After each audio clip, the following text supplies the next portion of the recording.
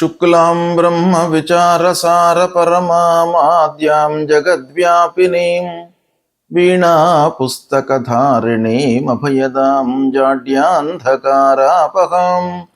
హస్తే స్ఫాటికమాలికాం విదదతీం పద్మాసనే సంస్థితాం వందే తాం పరమేశ్వరీం భగవతీం బుద్ధిప్రదాం శారదాం. శ్రీ మహాగణాధిపతయే నమః. శ్రీ మహాసరస్వత్యై నమః. శ్రీ గురుభ్యో నమః. ఈ సంవత్సరము 3 మార్చి 2026 రోజున చంద్రగ్రహణం సంభవిస్తుంది. ఈ చంద్రగ్రహణము పూర్వ ఫల్గుని నక్షత్రం సింహరాశిలో సంభవిస్తుంది కనుక ఈ సింహరాశిలో సంభవిస్తున్నటువంటి గ్రహణము రాశులలో జన్మించినటువంటి వాళ్ళకి, అంటే మేషం నుండి మీన రాశులలో జన్మించినటువంటి వాళ్ళకి ప్రభావం ఎలా ఉంటుంది, ఎలాంటి విషయాలలో శుభ ఫలితాలు ఉంటాయి, ఎలాంటి వాటి లోపల అశుభ ఫలితాలు ఉంటాయి, ఏ విధంగా మనం దాన్ని రెక్టిఫై చేసుకోవాలి అనేటువంటి విషయాన్ని మనము చూద్దాం. వృశ్చిక రాశి వారికి ఈ చంద్రగ్రహణం యొక్క ప్రభావం ఎలా ఉందో తెలుసుకుందాం. ఈ గ్రహణము సింహరాశిలో సంభవిస్తుంది. అయితే వృశ్చిక రాశి వారికి దశమ స్థానం అవుతుంది. అంటే దశమ స్థానంలో గ్రహణం సంభవిస్తుంది. దశమ స్థానము ఈ గ్రహణ గోచారం రీత్యా మంచి ఫలితాలను ఇస్తుంది. శుభప్రదమైనటువంటి స్థానంలో సంభవిస్తుంది కనుక గ్రహణ గోచారము వృశ్చిక రాశి వారికి అనుకూలంగానే ఉంది. అయినప్పటికీ ఈ వృశ్చిక రాశి జాతకులకు రాహువు అర్ధాష్టమ స్థానంలో ఉన్నాడు. కేతువు ఉన్నటువంటి స్థానం లోపలనే గ్రహణం సంభవిస్తుంది. అంటే సింహరాశిలో సంభవిస్తుంది. ఆ రాశిలో కేతువు ఉన్నాడు. కాబట్టి రాహు కేతువుల యొక్క ప్రభావము ఈ వృశ్చిక రాశిపై ఉంటుంది. గ్రహణ గోచారము దశమ స్థానంలో సంభవించడము శుభప్రదమైనప్పటికీ ప్రత్యేకంగా ఈ రాహు కేతువుల యొక్క ప్రభావము వృశ్చిక రాశిపై ఉండడం మూలకంగా కొంత మనకు ఇబ్బందులు, అనవసరమైనటువంటి ఆలోచనలు, చిన్న విషయాన్ని పెద్దగా మనము చిత్రీకరించుకోవడము, తద్వారా కొన్ని భయానికి, ఆందోళనకు గురి కావడము, ఇలాంటి ఫలితాలు కొంతవరకు మనకు జరిగే అవకాశాలు ఉన్నాయి. ఇకపోతే కొన్ని విషయాలలో అనుకోని మార్పులు కూడాను మనకు సంభవిస్తాయి. తర్వాత శత్రువుల మూలకంగా కొన్ని ఇబ్బందులు కలిగే అవకాశాలు ఉంటాయి. కాబట్టి దీన్ని దృష్టిలో పెట్టుకొని మీరు పనులు చేస్తూ ఉండాలి. ఉద్యోగస్తులు ముఖ్యంగా దశమ స్థానము ప్రొఫెషన్కు సంబంధించినటువంటి స్థానము, ఆ స్థానంలోనూ కేతు ఉన్నాడు.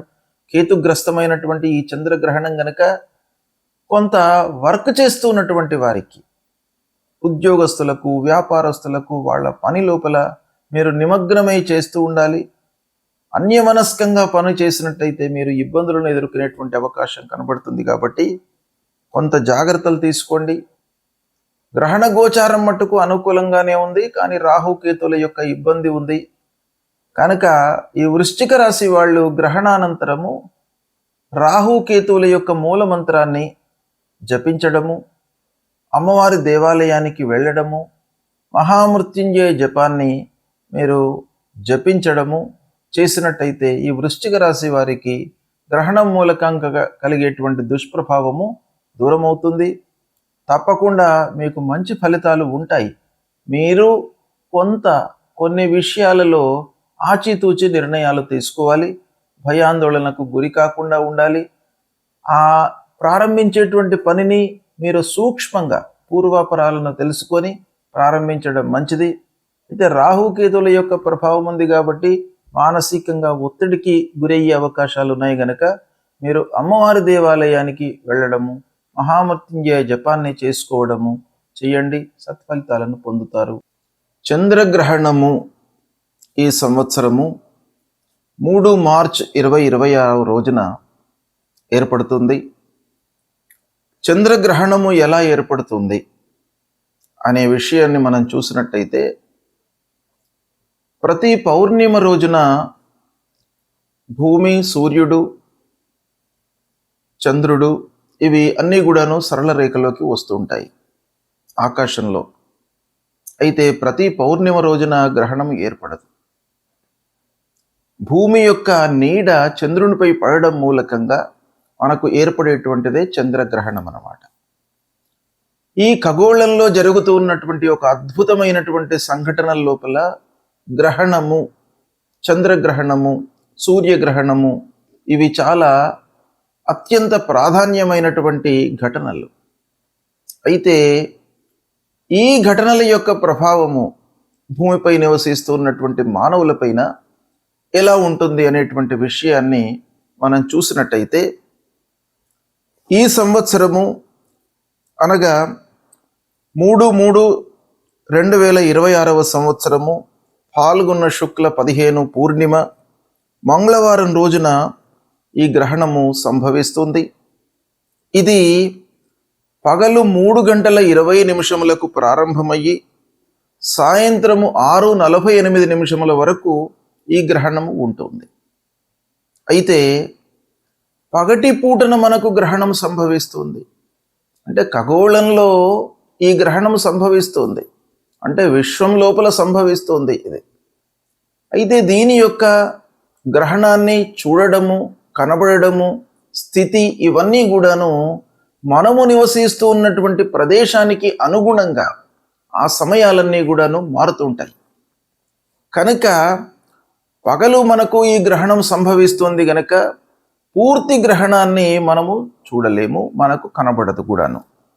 అయితే 6:48 వరకు గ్రహణం కనబడుతుంది. ఈ గ్రహణం యొక్క ప్రత్యేకత ఏంటంటే కేతుగ్రస్తమైనటువంటి గ్రహణము. అంటే రాహు కేతువులను మనము ఛాయాగ్రహములుగా మనం చూస్తూ ఉంటాం పూర్వ సాంప్రదాయం ప్రకారంగా. అవి నీడగా భావిస్తామన్నమాట. వాటి యొక్క ప్రాధాన్యత గ్రహణం యొక్క సంభవం లోపల చాలా ఉంటుంది. ఆ విధంగా ఈ కేతుగ్రస్తమైనటువంటి గ్రహణం ఇది. ఈ గ్రహణము కృష్ణవర్ణం లోపల మనకు కనబడుతుంది. అంటే నల్లగా మనకు గ్రహణం కనబడుతుంది. ఖగ్రాస గ్రస్తోదిత చంద్రగ్రహణము అని అంటారు దీన్ని. అంటే సంపూర్ణ గ్రహణము, కానీ మనకు కనబడడం మట్టుకు తక్కువ సమయం లోపల కనబడుతుంది. అంటే గ్రహణము పడుతూ ఉన్నటువంటి ఆ దాన్ని మనము చూస్తామన్నమాట. గ్రస్తోదితము, గ్రస్తమై ఉన్నటువంటి ఆ గ్రహణాన్ని అది ఉదయిస్తున్నటువంటి సందర్భంలో మనకు కనబడడం అన్నమాట గ్రస్తోదిత చంద్రగ్రహణము. అయితే ఈ గ్రహణము పూర్వ ఫల్గుని నక్షత్రం సింహరాశిలో సంభవిస్తుంది. తర్వాత కర్కాటక లగ్నము, సింహ లగ్నము, ఈ 2 లగ్నాల లోపల కూడాను యుక్తమై ఉన్నటువంటి గ్రహణం ఇది. అయితే ఈ గ్రహణము మొత్తం కూడాను మనకు హైదరాబాద్ ప్రాంతంలో ఈ తెలుగు రాష్ట్రాలలో ఏ సమయంలో కనబడుతుంది అనే విషయాన్ని మనం చూసినట్టయితే సాయంత్రము 6:24 నుండి 6:48 మధ్య కాలం లోపల మట్టుకే మనకు కనబడుతుంది. గ్రహణం మధ్యనే స్టార్ట్ అయ్యింది. అంటే 3:20 ప్రాంతంలోనే గ్రహణం ప్రారంభమైంది, 6:48 వరకు ఉంది. కానీ సూర్యుడు ఉన్నప్పుడు మనకు ఆ గ్రహణము, చంద్రుడికి సంబంధించినటువంటి చంద్రగ్రహణం కనబడదు గనక అస్తమయం తర్వాత మనకు చంద్రగ్రహణం కనబడుతుంది. అంటే 6:24 నుండి 6:48 గ్రహణము మనకు కనబడుతుంది. అయితే ఈ విధంగా చూసినట్టయితే మొత్తం గ్రహణము 3:20 నుండి 6:48, అంటే సంపూర్ణ చంద్రగ్రహణం ఇది. 3:30 వరకు గ్రహణం కనబడుతుంది. మనకు ఈ ప్రాంతంలో కనబడదు, కానీ ఖగోళంలో 3:30 ఈ గ్రహణం మొత్తం సంభవిస్తుంది. మనకు కనబడేది మట్టుకు 24 నిమిషాలు మాత్రమే హైదరాబాద్లో. అయితే ఈ గ్రహణం యొక్క ప్రభావము ఎలా ఉంటుంది, ఎవరు ఎలాంటి విషయాలపై నియమాలను పాటించాలి అనేటువంటిది మనకు శాస్త్రం చెప్తోంది. మన హిందూ ధర్మంలో గ్రహణానికి అత్యంత ప్రాధాన్యత ఉంది. అంటే గ్రహణ నియమాలను పాటించాలి, గ్రహణ సమయంలో పునశ్చరణ చేసుకోవాలి. అంటే గురూపదేశమైనటువంటి మంత్రాలు మనము ఈ గ్రహణ సమయంలో మనము ఉచ్చరించినట్టయితే, జపాలు చేసినట్టయితే అది ద్విగుణీకృతమైనటువంటి ఫలితం వస్తుంది. అంటే ఆ మంత్రము ఆ సమయం లోపల మలినమవుతుంది. కనుక దాన్ని మనం ఏం చేయాలి?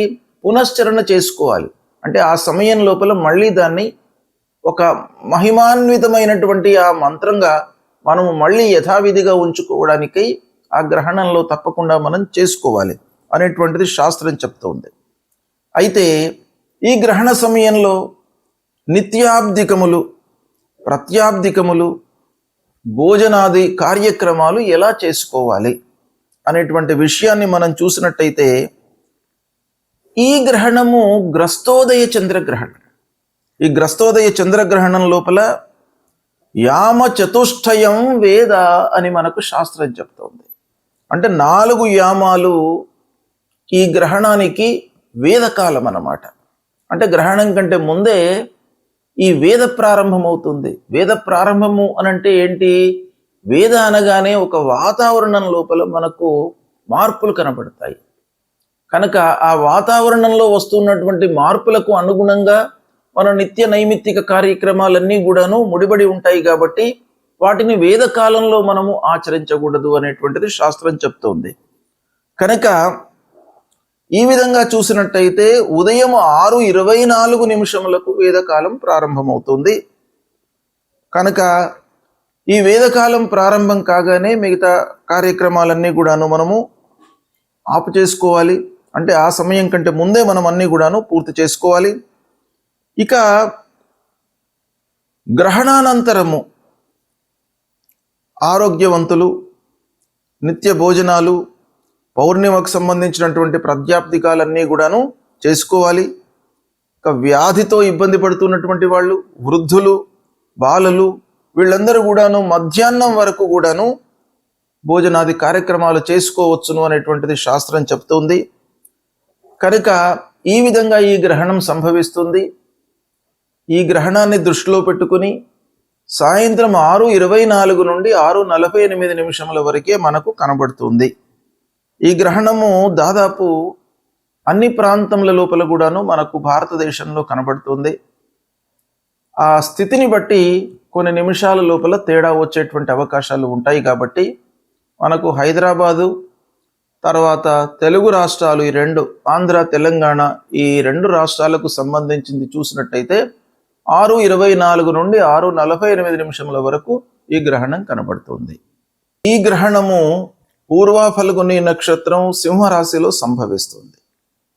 కనుక సింహరాశిలో జన్మించినటువంటి వాళ్ళు, పూర్వ ఫల్గుని నక్షత్రంలో జన్మించినటువంటి వారు, మరియు గ్రహణ గోచారము అధమంగా ఉన్నటువంటి రాశులలో జన్మించినటువంటి వాళ్ళు తప్పకుండా ఈ గ్రహణానికి సంబంధించినటువంటి శాంతి, దానము ఇవి చేసుకోవాలి.